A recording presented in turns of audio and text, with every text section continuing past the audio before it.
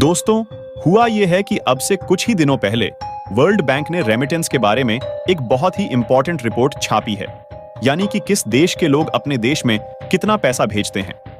और आप जानकर हैरान हो जाएंगे कि इस साल 2023 की रिपोर्ट में भारतीयों ने रिकॉर्ड तोड़ दिया है। दोस्तों, करीबन $125 बिलियन दुनिया के अलग अलग देशों में जो भारतीय काम करते हैं, उन्होंने कमाकर पैसे भारत में भेजे हैं। और इसी के साथ भारत पूरे वर्ल्ड में रेमिटेंस के मामले में नंबर 1 देश बन गया है, यानी कि भारतीय लोग सबसे ज्यादा पैसा कमाकर भारत में वापस अपने परिजनों को भेज रहे हैं। और ये $125 बिलियन बहुत ही विशालकाय रकम है, क्योंकि दुनिया में कम से कम 65 ऐसे देश हैं जिनकी टोटल जीडीपी यानी टोटल अर्थव्यवस्था भी 125 बिलियन नहीं है। इसके पीछे वर्ल्ड बैंक ने यह भी कारण बताया है कि जो दुनिया के बाकी के देश जैसे कि पाकिस्तान हो गया, फिलीपींस हो गया, बांग्लादेश हो गया, इनके नागरिक ज्यादा संख्या में काम करते हैं, लेकिन फिर भी उनके रेमिटेंस इससे कम है। वह कम पैसा कमाकर अपने देशों को भेजते हैं। पूरी डेवलपमेंट क्या है इस वीडियो में समझते हैं। भारत को मिली इस महान कामयाबी के लिए इस वीडियो को एक लाइक जरूर करें। साथ ही इसी तरह और भी नॉलेजेबल वीडियो देखने के लिए चैनल को सब्सक्राइब जरूर करें। इसके पीछे कारण यह है कि जो भारतीय लोग हैं वह ज्यादातर अब व्हाइट कॉलर जॉब में लगे रहते हैं, यानी कि विदेश में कोई डॉक्टर बन गया और कोई इंजीनियर बन गया। इसके अलावा भी भारतीय लोग पश्चिमी देशों में जाकर अब बिजनेस भी भारी मात्रा में स्टार्ट कर रहे हैं। और इसी वजह से जब वह ज्यादा इनकम करते हैं तो अपने परिजनों को भारत में ज्यादा डॉलर भी भेजते हैं। वहीं पाकिस्तान, बांग्लादेश और फिलीपींस के लोगों की बात करें तो यह लोग ज्यादातर मजदूरी के काम में लगे रहते हैं। हालांकि कि हम डिसएक्सपेक्ट नहीं कर रहे हैं, हमारे कहने का मतलब यह है कि इनकी कमाई कम होती है और इसी वजह से यह कम पैसा अपने परिजनों को भेज पाते हैं। लेकिन आपका सवाल होगा कि चलिए ठीक है, भेज रहे हैं पैसा, लेकिन इससे अर्थव्यवस्था को क्या फायदा होता है? क्योंकि जो लोग विदेश में पैसा कमा रहे हैं वह अपने भारत में जो परिजन हैं पैसा उन्हें दे रहे हैं। तो सरकार को इससे क्या बेनिफिट मिल रहा है? तो इसके लिए आपको बता दें कि जब कोई व्यक्ति विदेश में पैसा कमाता है तो वह व्यक्ति जो भारत में अपने परिजनों को पैसा भेजता है तो वह डॉलर की फॉर्म में भेजता है। डॉलर सरकार के पास जाते हैं, सरकार उस डॉलर को अपने पास रखती है और फिर उस डॉलर को एक्सचेंज करके परिजन के अकाउंट में INR यानी कि भारतीय रुपया भेजती है। इससे होता यह है कि डॉलर भारत के खजाने में चला जाता है और भारत का खजाना तेजी से बढ़ता है। और इस खजाने के बहुत सारे इस्तेमाल है। अगर हम दुनिया में कुछ भी सामान इंपोर्ट करते हैं, जैसे कि कच्चा तेल मंगा रहे हैं, तो उसकी पेमेंट भारतीय रुपए में नहीं होगी, उसकी पेमेंट होती है इसी डॉलर में जो कि खजाने में मौजूद होता है।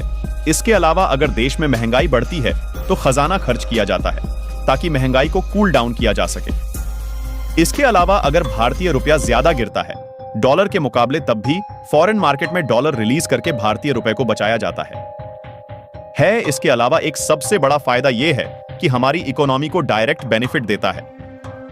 दरअसल जिस देश का खजाना जितना बड़ा होता है, विदेशी जो निवेशक होते हैं उनका कॉन्फिडेंस उतना ही हाई होता है, क्योंकि उन्हें लगता है कि अगर इस देश का खजाना बड़ा है और इस देश में आने वाले समय में कोई संकट आया तो यह देश अपने खजाने से अपने देश को संभाल ले जाएगा और जो हमने पैसा इस देश में लगाया है यानी कि निवेश की किया है वह सुरक्षित रहेगा।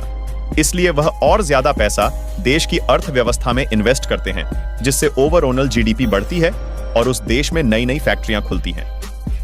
इससे आप अंदाजा लगा सकते हैं कि यह खजाना कितना ज्यादा इंपॉर्टेंट है। इसके अलावा रूस की मैन्युफैक्चरिंग इंडस्ट्री डूबने की कगार पर है और रूस इसमें भारत की मदद चाहता है। रूस चाहता है कि भारत डू रशियन कंपनी को संभाले और अमेरिकन यूरोपियन कंपनी को भारत रिप्लेस कर सके। यहां तक कि रूस ने अपनी कंपनी की ओनरशिप भारत को देने का आमंत्रण दे दिया है।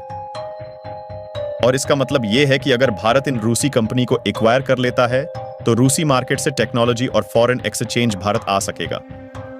फाइनली भारत के लिए रूस के दरवाजे खुल चुके हैं जो अभी तक केवल चीन के लिए खुले हुए थे। और यह गोल्डन अपॉर्चुनिटी भारत किसी भी सूरत में नहीं छोड़ेगा। द हिंदू के एक आर्टिकल में इस बात का खुलासा हुआ है कि रूस की बहुत सी कंपनी को अमेरिकन और यूरोपियन कंपनीज बदल चुकी हैं।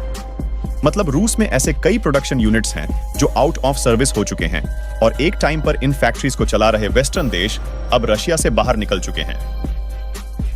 ये फैक्ट्रीज अब खाली पड़ी है और प्रोडक्शन ना होने की वजह से रूस को चीनी इंपोर्ट का सहारा लेना पड़ रहा है, जिसकी वजह से छोटे छोटे सेक्टर्स तक रूस चीनी कंपनी पर डिपेंडेंट बन चुका है और बहुत सा फॉरेन रेवेन्यू रूस को इन चीजों को खरीदने में इस्तेमाल करना पड़ रहा है। रूस चाहता है कि भारत फैक्ट्री को खरीदें या रूसी कंपनी के साथ पार्टनरशिप में इन प्रोडक्शन यूनिट को फिर से शुरू करें।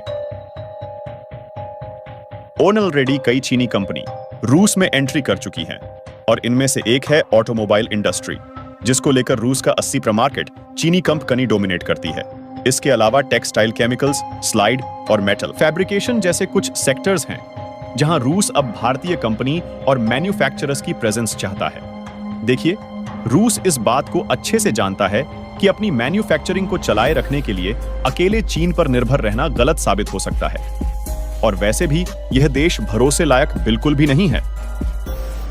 ऐसे में बड़े मैन्युफैक्चरिंग देशों में भारत का नाम सबसे ऊपर आता है और रूस भारत पर आंख बंद करके भी विश्वास कर सकता है।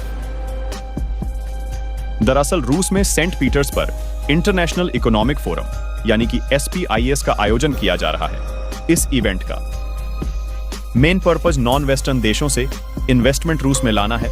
इस इवेंट से रशिया के एलाइड देश जैसे कि जापान, कोरिया, ताइवान और यूरोपियन देश बाहर रहने वाले हैं। इन देशों के अलावा भारत और चीन को छोड़कर ऐसा कोई भी देश नहीं है जो इतने बड़े लेवल पर मैन्युफैक्चरिंग अपने यहां पर शुरू कर चुका है। हालांकि टेक्सटाइल और फुटवियर के सेक्टर में बांग्लादेश और वियतनाम जैसे कुछ देश हैं, लेकिन ये सेक्टर्स नॉन क्रिटिकल कैटेगरी में आते हैं। हमने कुछ दिनों पहले एक न्यूज को कवर किया था जिसमें भारत की गोवा शिपयार्ड को रूस की तरफ से 24 कार्गो जहाज प्रोड्यूस करने का कॉन्ट्रैक्ट मिला था। यह कॉन्ट्रैक्ट पहले रूसी कंपनी को दिया जाने वाला था, लेकिन रॉ मटेरियल्स की कमी और रिसोर्सेज के अनएबिलिटी की वजह से भारत रूस के लिए इन कार्गो वेसल्स का निर्माण करेगा। PLI के जरिए कई वेस्टर्न कंपनी और US के एलाइन देश दुनिया भर में प्रोडक्शन शुरू कर चुके हैं या करने वाले हैं, लेकिन किसी विपरीत परिस्थिति में एक झटके से यह कंपनी भारत को छोड़कर भी जा सकती है। रूस के पास चीन की दोस्ती थी, इसलिए रूस ऐसे टाइम पर आसानी से निकल पाया, लेकिन भारत के साथ किसी देश की लड़ाई का फायदा चीन किसी भी हद तक जाकर उठा सकता है। इसलिए काफी जरूरी हो जाता है कि भारतीय कंपनी और रॉ मटेरियल्स को तैयार किया जाए, जिससे सही मायनों में भारत आत्मनिर्भर बन सके। फिलहाल किसी भी भारतीय कंपनी के रूस जाने की खबर की पुष्टि अभी तक नहीं हुई है, पर इसके 100% चांसेस है कि भारतीय मैन्युफैक्चरर्स इस मौके का फायदा उठाने से नहीं चूकने वाला। बाकी आपको क्या लगता है? क्या भारत को रूस में अपनी कंपनी एस्टैब्लिश करनी चाहिए या नहीं? अपनी राय कमेंट में जरूर बताएं। इस वीडियो को यहीं पर खत्म करते हैं। इस वीडियो को एक लाइक जरूर करें और अपने दोस्तों तक इस वीडियो को शेयर करें ताकि उन्हें भी जानकारी मिल सके। इसी तरह और भी नॉलेजेबल वीडियो देखने के लिए अपने भरोसेमंद चैनल GK क्वेरी को सब्सक्राइब करके बेल नोटिफिकेशन को ऑन पर जरूर रखें। वीडियो को अंत तक देखने के लिए धन्यवाद।